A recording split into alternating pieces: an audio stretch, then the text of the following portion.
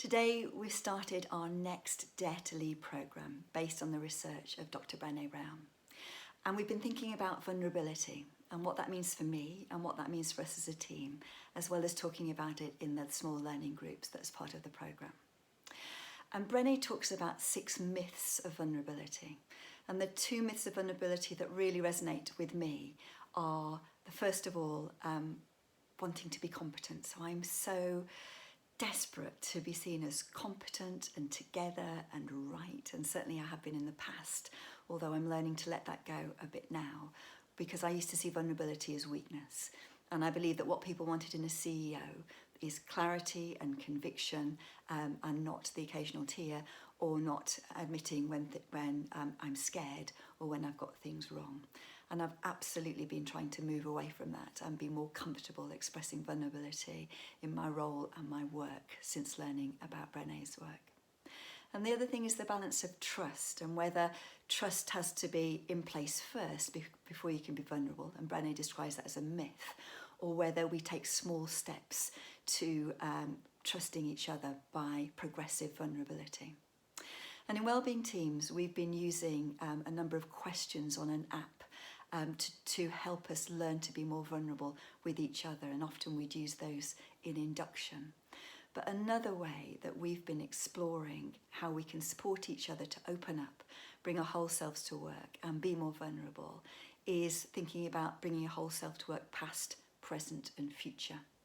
And past would be, in the beginning of our work together, sharing our work timeline, which is the very first work that we did to where we are now, what that tells us about our interests, what that tells us about our gifts and skills, what's worked and not worked for us in the past, and where we hope to be in the future.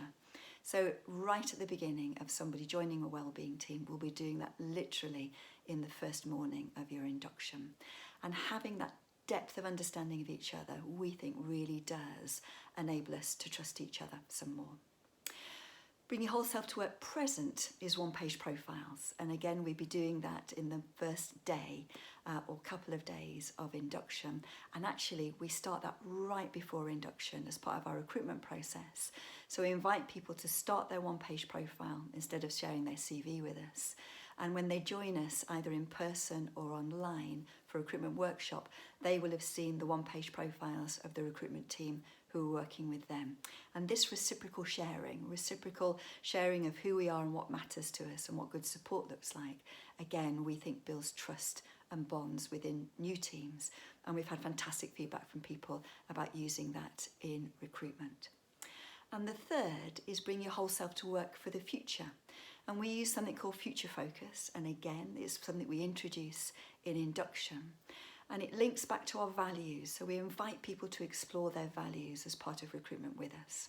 And we use the Essence framework.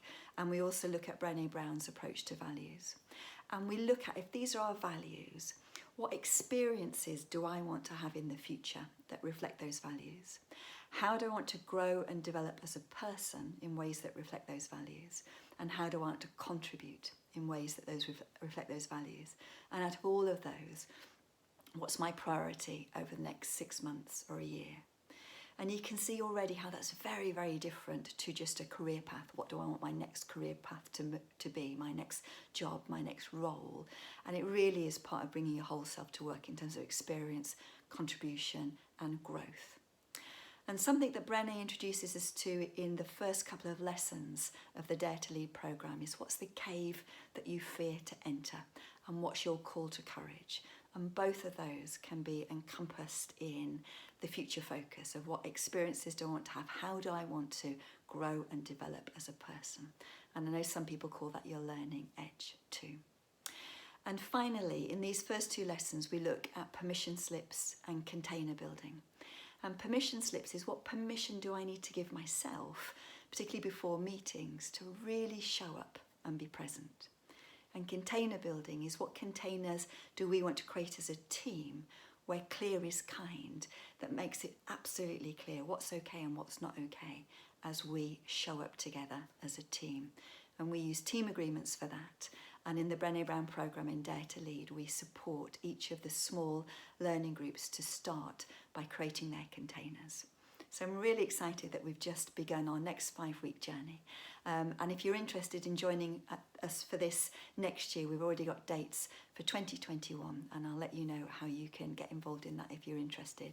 But it's lovely to be part of an international group who are finding their courage, their call to courage, and daring to be courageous leaders.